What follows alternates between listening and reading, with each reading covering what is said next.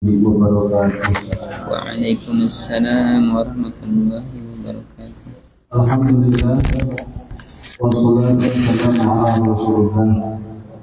Asyhadu an la ilaha illallah wahdahu la syarika lah wa asyhadu anna Muhammadan abduhu wa rasuluh alladzi la nabiyya ba'dah. Yang kami hormati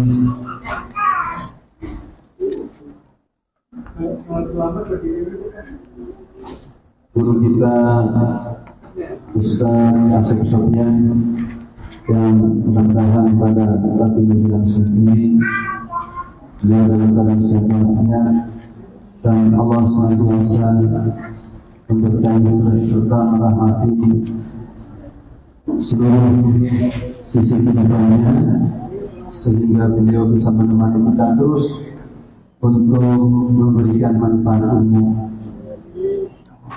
di mana ilmu yang bermanfaat adalah salah satu amal jariah yang terus mengalir sampai seseorang itu telah meninggal dunia.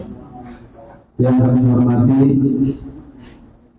Ibu Bapak Erik dan Ibu Hajah Dewi sekeluarga, yang mudah-mudahan Allah senantiasa memberkahi serta merahmati kehidupannya, dan kami mewakili jamaah mengucapkan syukuran jazakumullah dengan seluruh sarana yang kami gunakan untuk belajar.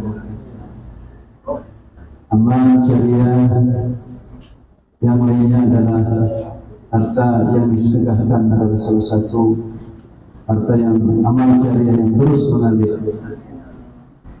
Yang kami hormati bapak-bapak, ibu-ibu, jemaah Majelis Taklim Baitul Makmur yang mudah-mudahan senantiasa diberkahi serta dirahmati Allah Subhanahu wa taala, dan ilmu yang kita pelajari selama ini mudah-mudahan menjadi ilmu yang bermanfaat, ilmu yang kelak akan terus mengalir, akan menolong kita meringankan hisab kita kelak di hari kiamat. Jadi pada pagi hari ini jadwalnya adalah kajian tentang kita mata dunia, dan yang kedua kita hadis arba'in Nawawi. Baik, kita mulai materi yang pertama, yaitu tentang makan dunia. Kita langsung saja kita serahkan pada beliau Ustaz Asep Sofyan, padanya dipersilakan faliyatafadhal mashkuran.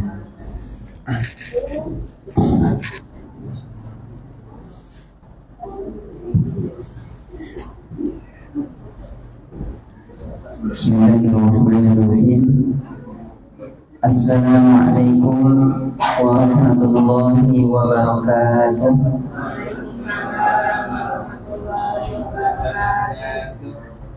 Alhamdulillahi rabbil alamin, wa bihi nasta'in ala umuri dunya waddin, wassalatu wassalamu ala ashrafil anbiya'i wal mursalin Sayyidina wa maulana Muhammadin wa ala alihi wa sahbihi ajma'in, amma ba'du. Alhamdulillah, kita bersyukur kepada Allah Subhanahu wa ta'ala di pagi menjelang siang hari ini yang insya Allah penuh dengan keberkahan dari Allah Subhanahu wa ta'ala, di waktu-waktu yang penuh dengan berkah, waktu-waktu istimewa di bulan Ramadan. Kita masih diberikan oleh Allah Subhanahu wa ta'ala berbagai kenikmatan yang luar biasa, yang tidak akan bisa kita menghitung nikmat-nikmat Allah tersebut. Alhamdulillah, kita bersyukur atas semua nikmat yang Allah berikan, dan semoga Allah Subhanahu wa ta'ala memberikan taufik kepada kita untuk senantiasa bersyukur atas segala nikmat yang Allah berikan. Dan mudah-mudahan aktivitas kita di pagi hari ini kita mengisi waktu ini dengan kegiatan yang baik, menuntut ilmu. Mudah-mudahan ini adalah salah satu bentuk syukur kita kepada nikmat yang Allah berikan. Salawat dan salam semoga dilimpahkan kepada Nabi kita yang mulia, Nabi besar Muhammad sallallahu alaihi wasallam, juga kepada seluruh keluarga beliau dan para sahabat serta orang-orang yang mengikuti mereka dengan baik hingga yaumil qiyamah. Tapi Bapak Ibu sekalian yang dirahmati oleh Allah Subhanahu wa taala, seperti biasa di hari Rabu kita insyaallah akan melanjutkan bacaan kita pada kitab bahasa Arab, kitab ilmu nahwu, yaitu kitab Matan Jurumiyah, dan insyaallah nanti dilanjutkan dengan membaca kitab hadis Al-Arba'in An-Nawawiyah. Kita mulai dengan melanjutkan bacaan kitab Matan Jurumiyah sampai kita di bab yang baru ya. Setelah menyelesaikan babul af'al, bab tentang fi'il. Ya, mudah-mudahan setelah kita menyelesaikan bab tentang penjelasan fi'il, kita sudah kenal dengan jenis-jenis fi'il dalam bahasa Arab. Fi'il itu apa Bu Pak? Kata kerja ya. Nah, mudah-mudahan kita sudah paham dengan pembahasan tentang fi'il, dari mulai jenis-jenis fi'il, kemudian aturan-aturan dasar yang terkait dengan masing-masing fi'il. Dan kemarin terakhir kita membahas tentang i'rab pada fi'il mudhari. Karena yang bisa i'rab, yang mu'rab pada fi'il itu hanya fi'il mudhari saja. Adapun fi'il madhi dan fi'il amr itu mabni, tidak bisa di-i'rab atau mabni. Kita ulas sedikit aturan i'rab pada fi'il mudhari. Pada asalnya adalah marfu. Fi'il mudhari asalnya marfu. Fi'il mudhari i'rabnya rafa pada asalnya. Jadi ketika fi'il mudhari dalam kondisi asli, dia pasti dalam keadaan marfu, rafa. Makanya nanti ketika kita menjelaskan fi'il mudhari, pada saat fi'il mudhari itu tidak dimasuki oleh amil-amil yang akan membuat perubahan padanya, maka dia akan tetap dalam keadaan marfu. Ya, kalau kita jelaskan i'rab fi'il mudhari dalam keadaan marfu, yaitu ketika dia tidak dimasuki oleh amil nasab dan amil jazm. Fi'il mudhari ketika tidak dimasuki amil nasab atau didahului oleh amil nasab atau amil jazm, maka dia dalam keadaan marfu. Ya, nanti penjelasan i'rabnya. Kalau fi'il mudhari tidak didahului amil nasab dan amil jazm, gimana? Umpamanya yadribu fi'il mudhari. Dalam keadaan apa dia? Marfu'un, marfu. Dalam keadaan i'rabnya rafa. Kenapa dia marfu? Litajarrudihi 'anil nawasibi wal jawazim. Karena kosongnya dia, karena tidak ada yang mendahuluinya, baik amil nasab maupun amil jazm. Litajarrudihi 'anil nawasibi wal jawazim, karena dia terbebas, kosong, tidak didahului oleh amil nasab dan amil jazm. Tanda rofa'nya yadribu pakai apa? Dhammah. Wa alamatu raf'ihi dhammatun. Dhammahnya kelihatan enggak? Kelihatan, Bu, ya. Dhammatun zahiratun fi akhirih. Nah, jadi kalau nanti kita diminta menjelaskan penjelasan i'rab untuk fi'il mudhari, umpamanya yadribu, tadi yadribu fi'il mudhari marfu'un litajarrudihi 'anil nawasibi wal jawazimi wa 'alamatu raf'ihi dhammatun zahiratun fi akhirih. Nah, itu untuk i'rab fi'il mudhari yang asal. Nah, namun ketika dia dimasuki oleh amil nasab, maka dia akan berubah menjadi mansub. Nah, ingat kemarin bentuk akhir dari fi'il mudhari itu hanya ada dua macam. Dari ke-14 fi'il mudhari yang kita tasrif sesuai dengan dhamirnya, nanti bentuk akhirnya hanya ada dua macam. Yang pertama, akhir dari fi'il mudhari itu ada yang akhirannya dhammah, yadribu, kemudian tadribu, kemudian tadribu lagi, kemudian adribu dan nadribu. Untuk dhamir huwa, dhamir hiya, dhamir anta, dhamir ana, dan dhamir nahnu, fi'il mudhari berakhiran dhammah. Nah, selain yang dhamir tadi, dhamir huwa, hiya, anta, ana, dan nahnu, selain dhamir itu fi'il mudhari berakhiran nun, berakhiran huruf nun. Nah, kemarin aturannya gimana? Kalau fi'il mudhari yang akhirannya dhammah, baris dhammah, ketika dia dimasuki oleh amil nasab, maka akhirannya akan berubah menjadi fathah. Yadribu kalau ada an jadi an yadriba.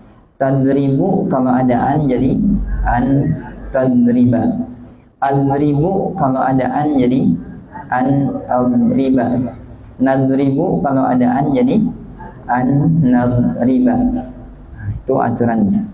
Untuk fi'il mudhari yang akhirannya nun, ya, dari di garis bawahi kemarin, selain dhamir hunna dan dhamir antunna, ya, fi'il mudhari yang akhirannya nun, maka ketika dia dimasuki atau didahului oleh amil nasab, maka akhirannya berubah menjadi dihilangkan nunnya.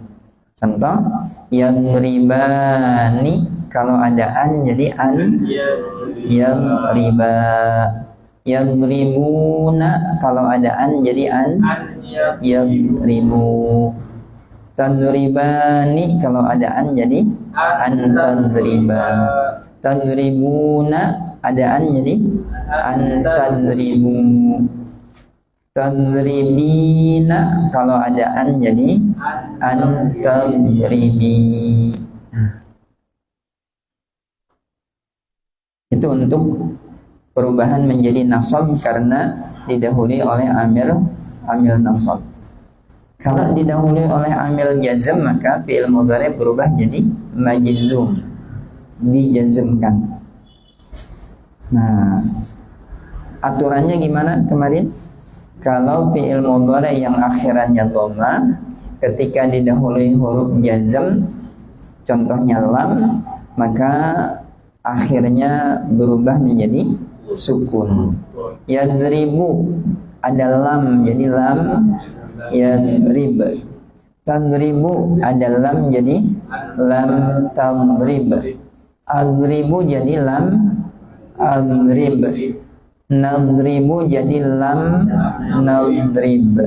Nah, itu untuk yang berakhiran dhammah. Ketika jazm dia sukun akhirannya, tanda jazmnya sukun. Kalau yang berakhiran nun, ketika ada huruf jazm umpamanya lam, maka dibuang nunnya juga. Yadribani, lam yadriba. Yadribuna, jadi lam yadribu.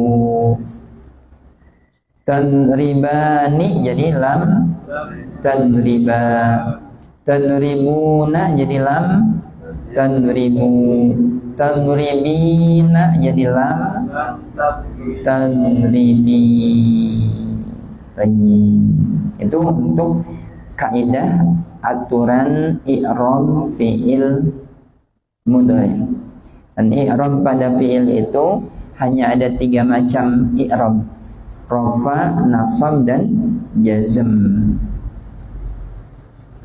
Nah, sudah bab tentang fi'il kita selesaikan kemarin. Kita masuk sekarang bacaan pada bab tentang marfu'atil asma. Nah, kita baca dulu. Bismillahirrahmanirrahim. Babu marfu'atil asma'i. Bab tentang marfu'atil asma.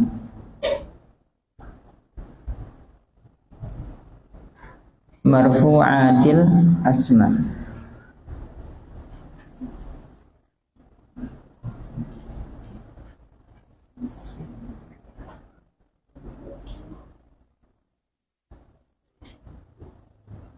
Marfu'atil asma atau marfu'atul asma itu apa? Kedudukan-kedudukan yang mengharuskan i'rab rafa pada isim. Jadi kedudukan-kedudukan yang mengharuskan i'rab rafa pada isim sebut marfu'atul asma, atau singkatnya kita bisa sebut isim-isim marfu. Ya, kedudukan isim marfu. Isim-isim yang harus di i'rab rafa disebut isim marfu.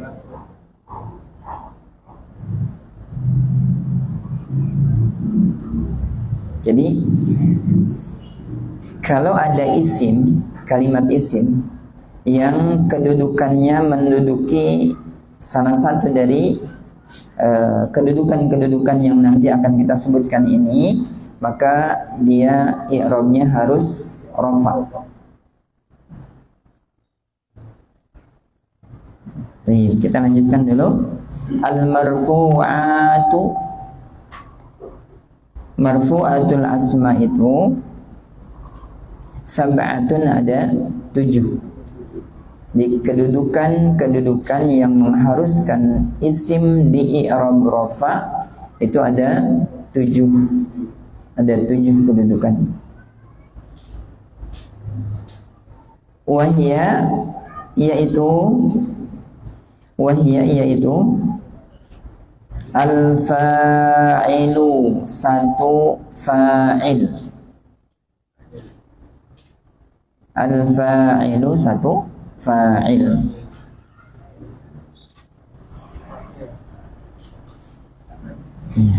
Fa'il. Apa fa'il itu? Pelaku. Kalau dalam bahasa Indonesia subjek, ya, subjek. Nah, jika ada kalimat isim yang kedudukannya pada suatu kalimat, ya, pada jumlah, dia kedudukannya sebagai fa'il, pelaku dari suatu pekerjaan, maka isim yang kedudukannya sebagai pelaku itu i'rabnya harus rafa. Kalau kita contohkan umpamanya si Zaid duduk. Si Zaid duduk. Nah, siapa yang menjadi pelaku? Zaid. Nah, berarti kata Zaid dalam kalimat tersebut itu menjadi fa'il, kedudukannya menjadi fa'il, dan i'rab dari kata Zaid itu harus rafa. Ya, i'rabnya harus rafa. Di aturan dalam ilmu nahwu, kata Zaid yang kedudukannya menjadi pelaku harus rafa i'rabnya.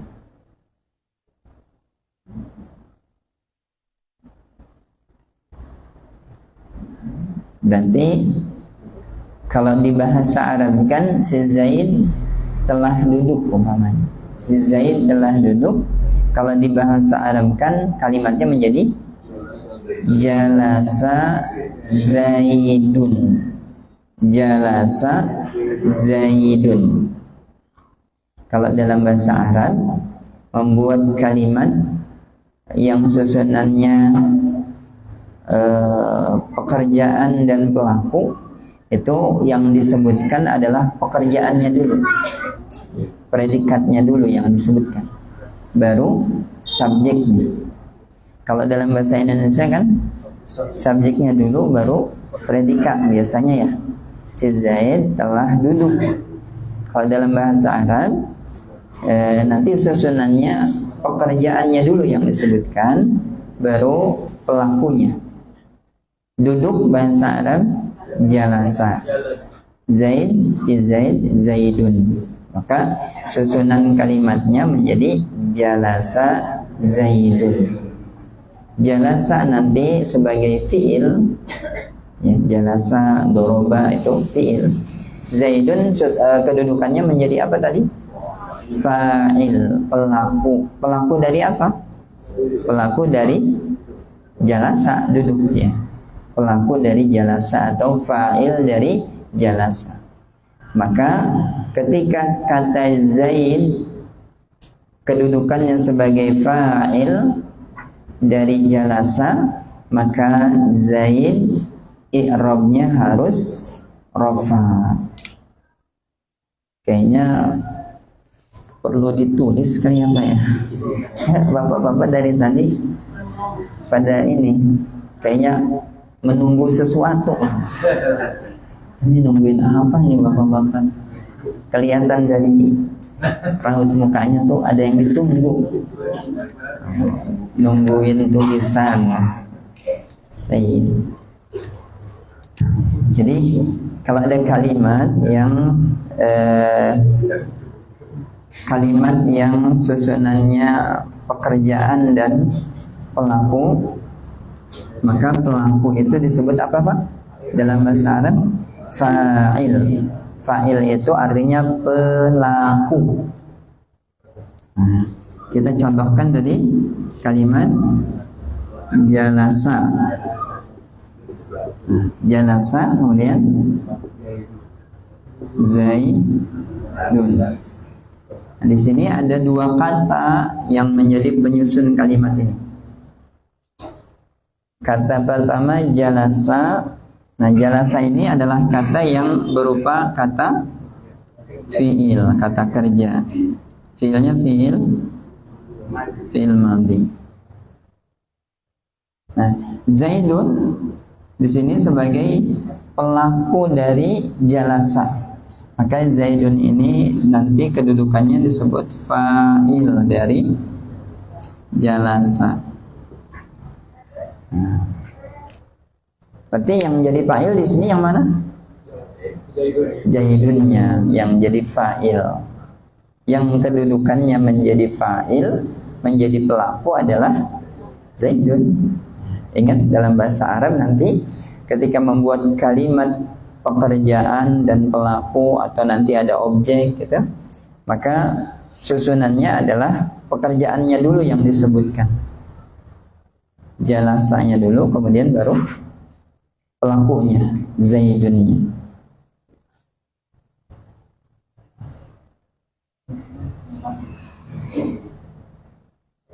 Nah,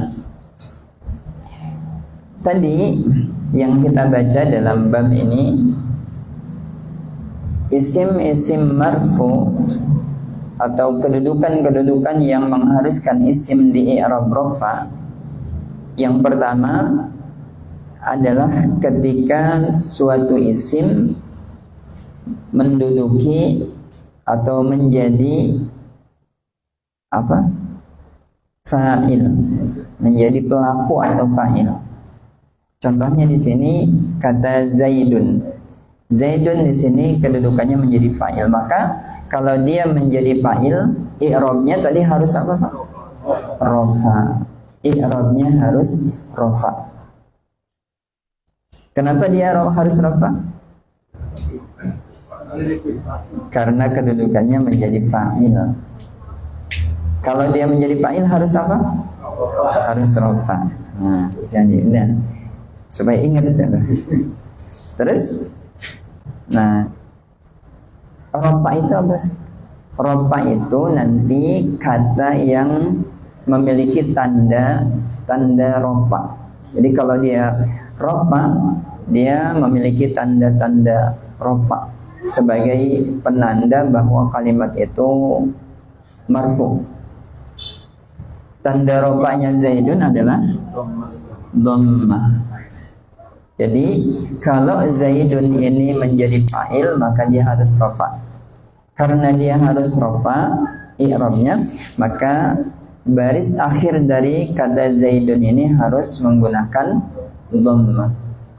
Jadi kalau ada yang membaca tidak dhammah kata Zaidun, akhirnya tidak dhammah, maka itu bacaan yang keliru, salah. Karena kalau kedudukan Zaidun ini sebagai fa'il, dia harus rafa, dan tanda rafa'nya dia menggunakan dhammah. Kalau dia dibaca tidak menggunakan dhammah, selain dhammah, maka salah. Jalasa Zaidin, salah bacaannya. Karena nanti ketika dia dibaca Zaidin, berarti dia tidak menunjukkan bahwa Zaid ini menjadi fa'il. Iya. Yang membuat kita paham Zaidun ini menjadi fa'il adalah baris akhirnya, yaitu dhammah.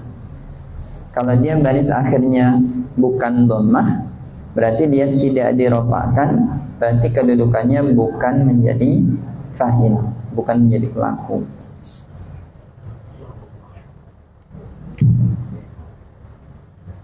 Kemudian contohnya lagi, kalau ada dua si Zaid yang duduk, berarti jalasa Zaidani. Nah, dua si Zaid di sini sebagai pelaku dari duduk. Nah, kalau isim yang menjadi pelaku itu adalah isim musanna yang memiliki makna dua, maka dia rofaknya dengan huruf alif, Zaidani. Karena nanti yang isim musanna atau kata yang menunjukkan makna dua itu kan ada dua bentuknya, Zaidani dan Zaidaini. Ketika kedudukan dari kata yang bermakna dua itu sebagai fa'il, maka kita harus menggunakan yang berakhiran alif nun sebagai tanda rofaknya. Itu mah gak usah dipikirin apa ya. Yang dipikirin mah isim marfu, kedudukan isim yang mengharuskan dia di i'rab rafa. Yang pertama apa? Fa'il. Fa'il itu apa artinya? Pelaku, subjek. Contohnya mana? Contohnya ini, jalasa Zaidun. Mana yang menjadi fa'il? Zaidun. Berarti Zaidun menjadi fa'il. Fa'il dari apa? Jalasa. Kalau dia menjadi fa'il, maka dia harus i'rabnya rafa. Dah.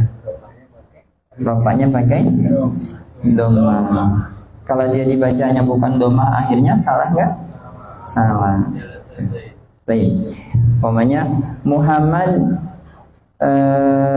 keluar. Keluar bahasa Arabnya apa, Bu? Kharaja. Berarti kharaja Muhammadun. Boleh enggak dibaca kharaja Muhammadan? Boleh enggak Pak dibaca kharaja Muhammadan? Enggak boleh. Kenapa enggak boleh? Karena dia menjadi fa'il. Kalau menjadi fa'il harus rafa. Kalau rafa baris akhirnya harus dhammah. Si Ali masuk bahasa Arabnya apa Pak? Dakhala. Berarti dakhala Aliyun. Boleh nggak dibaca dakhala Aliyin? Nggak boleh, karena Ali kedudukannya di situ sebagai fa'il yang mengharuskan dia i'rabnya rafa. Sampai di sini nomor 1 kira-kira insyaallah.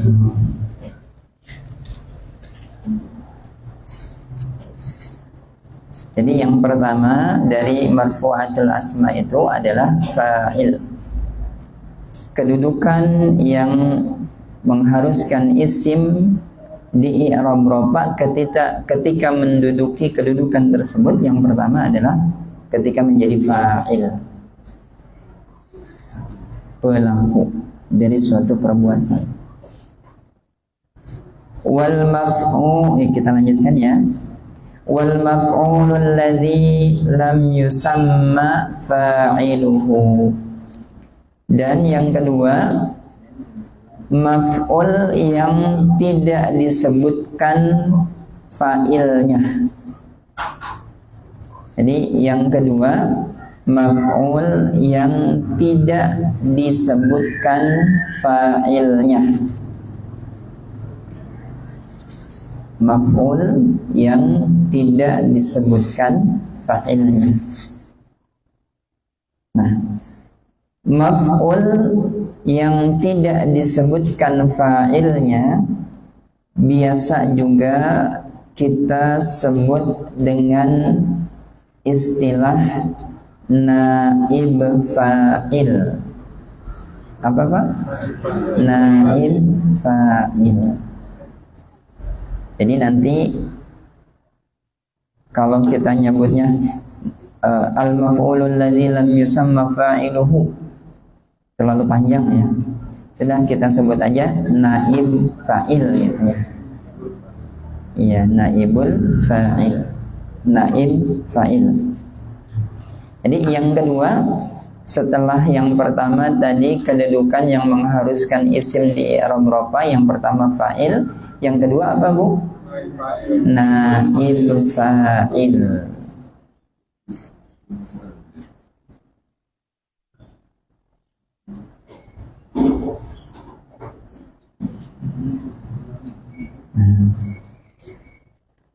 Naib fa'il itu sebetulnya pada asalnya dia adalah maf'ul, objek.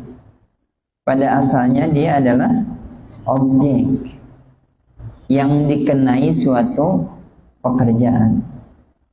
Tapi pekerjaan yang disebutkan untuk naib fa'il adalah pekerjaan yang pasif. Ya, contohnya gini. Si Zaid membaca Al-Qur'an. Si Zaid membaca Al-Qur'an. Berarti kalau kalimatnya si Zaid membaca Al-Qur'an, ada pekerjaan. Pekerjaannya apa? Membaca. Ada pelakunya enggak? Ada. Siapa pelakunya? Zaid. Terus objeknya apa? Yang dibacanya Al-Quran. Berarti susunan kalimat seperti ini kalimat yang pekerjaannya aktif. Pelakunya ada, pekerjaannya aktif, kemudian objeknya ada. Nah, naib fa'il adalah objek yang kemudian pelakunya tidak ada, dihilangkan. Nah, dan perbuatannya atau pekerjaannya dipasifkan. Kalau si Zaid membaca Al-Quran, itu pekerjaan yang aktif. Kalau pasifnya apa? Membaca, dibaca. Nah, kalau kalimatnya atau pekerjaannya sudah dirubah menjadi pasif, maka pelakunya biasanya dihilangkan. Cukup langsung objeknya. Sehingga Al-Quran dibaca. Jadi kalimat Al-Quran dibaca itu hanya tersusun dari objek dan perbuatan. Namun perbuatannya atau pekerjaannya dipasifkan. Sehingga kita bisa simpulkan secara makna naib fa'il itu adalah objek yang dikenai pekerjaan pasif. Ya, jadi objek yang dikenai pekerjaan pasif itu namanya apa? Naib fa'il. Coba kalau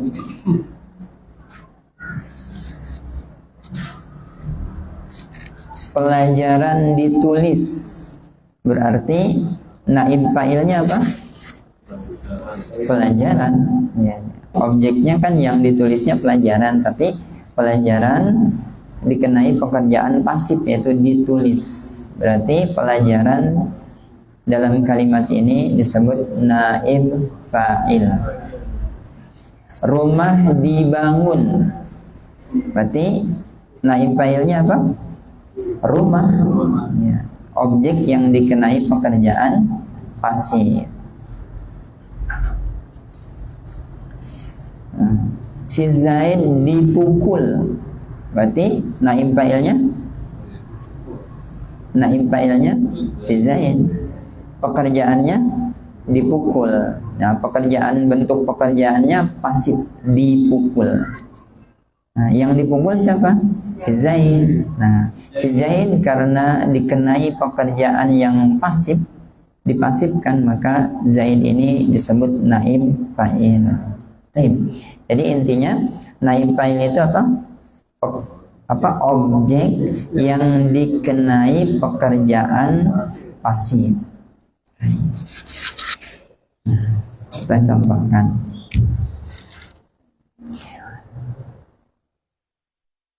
Kalau tadi umpamanya qara'a artinya membaca. Ini masih aktif ya. Kalau pekerjaan aktif itu harus ada apa? Pelakunya, harus ada fa'ilnya. Umpamanya pelakunya Zaidun.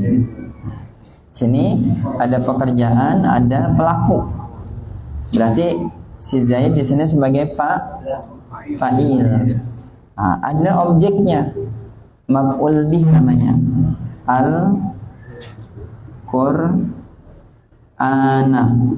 Al-Qur'ana di sini objek, maf'ul bih namanya. Objek ketika pekerjaannya masih aktif, ada pelakunya, maka objek itu mansub, fathah akhirnya.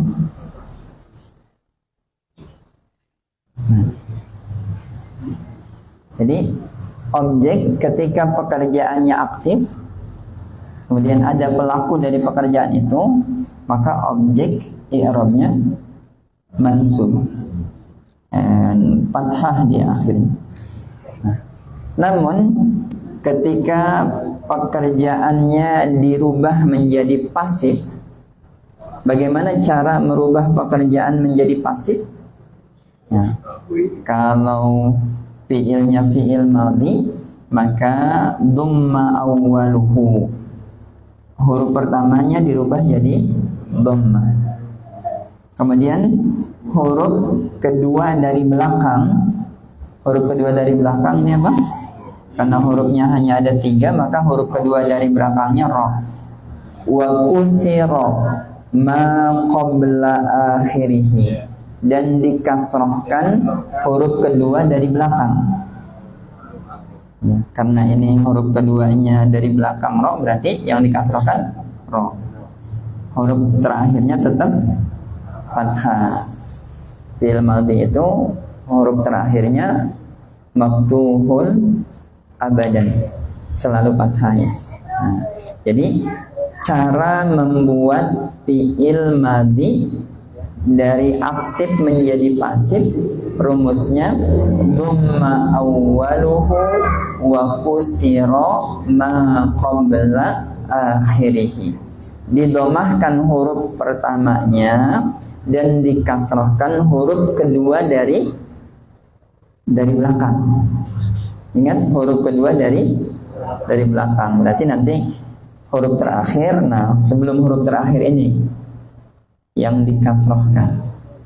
Karena nanti fi'il madhi bukan hanya 3 huruf, bisa jadi ada 4 huruf. Umpamanya arsala. Arsala itu artinya mengutus.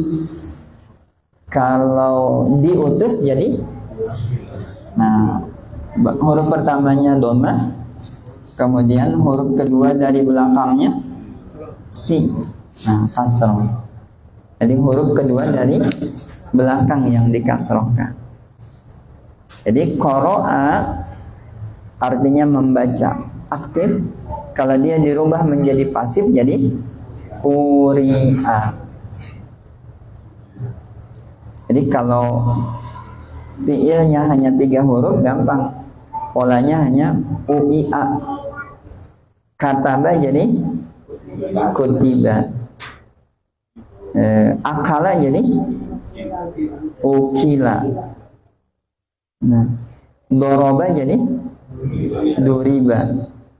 Kalau doroba memukul, kalau duriba dipukul. Kalau kataba menulis, kalau kutiba ditulis.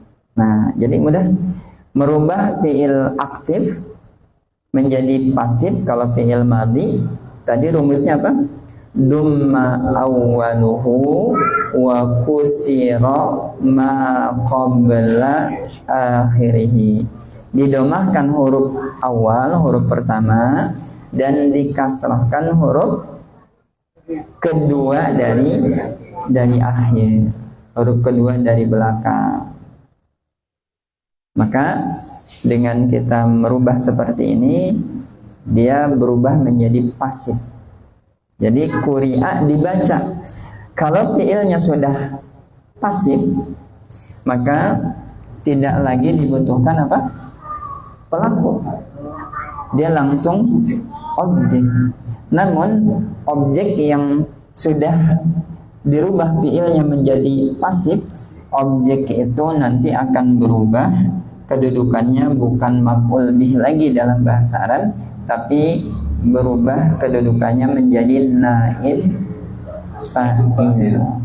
Kalau naib fa'il harus marfu, harus rafa. Jadi tadinya di sini Al-Quran barisnya fathah.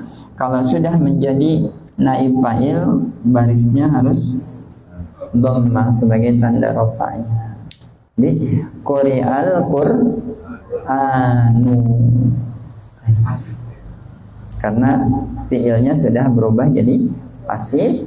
Nah, objek yang sudah dikenai pekerjaan pasif disebutnya apa? Naib fa'il. Naib fa'il harus rafa seperti Zaidun ini, sehingga dia harus berbaris dhamma, bukan lagi fathah seperti ketika dia menjadi maf'ul bih.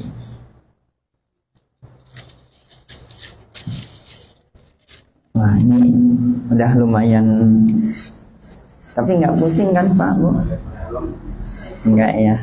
Kalau tulisnya sendiri-sendiri, jadi tidak nampak memang kaidahnya ya. Siapa yang?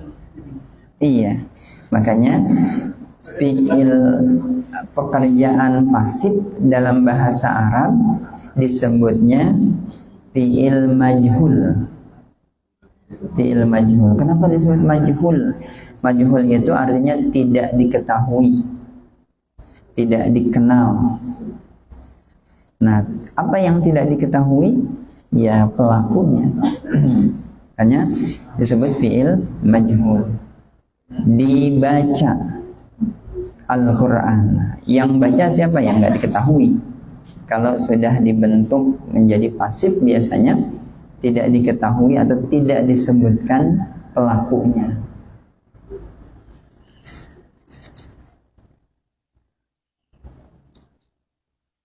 Kalau ada hadis umpamanya diriwayatkan, berarti bentuknya apa? Pasif ya. Siapa yang meriwayatkan? Nah, tidak diketahui. Maka biasanya kalau hadis yang dengan redaksi diriwayatkan itu hadisnya dhaif. Karena periwayatnya siapa? Tidak diketahui. Nah, kan salah satu hadis, syarat hadis saya itu periwayatnya harus jelas, harus bersambung. Kalau dia tidak diketahui berarti tidak memenuhi syarat sahihnya. Itu jadi majhul itu artinya tidak diketahui. Maka fi'il pasif dalam bahasa Arab disebut fi'il majhul namanya. Majhul artinya tidak diketahui. Apanya yang tidak diketahui? Ya, pelakunya itu yang tidak disebutkan. Makanya objek yang disebutkan setelah fi'il majhul disebutnya naib fa'il. Apa tadi naib fa'il itu? Al-maf'ulul ladzi lam yusamma fa'iluhu. Maf'ul bih yang pelaku dari perbuatannya tidak disebutkan. Kenapa tidak disebutkan? Karena perbuatannya dibentuk pasif.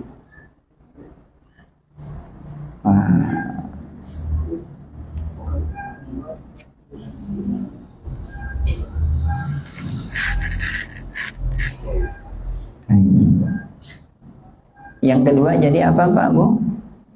Naib fa'il. Iya. Dia dijazmkan. Jazmnya pakai apa? Jazmnya pakai dibuang huruf illat di belakangnya.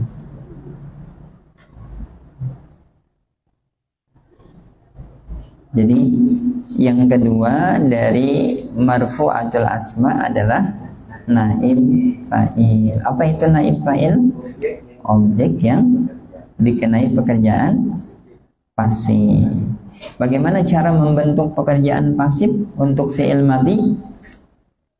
Awalnya atau huruf pertamanya didommahkan, huruf kedua dari belakang atau dari akhir dikasrohkan. Itu rumus membuat fi'il majhul atau fi'il pasif pada fi'il madhi. Anzala, kalau anzala menurunkan, kalau diturunkan jadi unzila. Nah, kalau mengampuni bahasa Arabnya ghafaro. Kalau diampuni ghufiro. Kono man shoma ramadhana imanan wa ihtisaban ghufiro, diampuni. Ghufiro.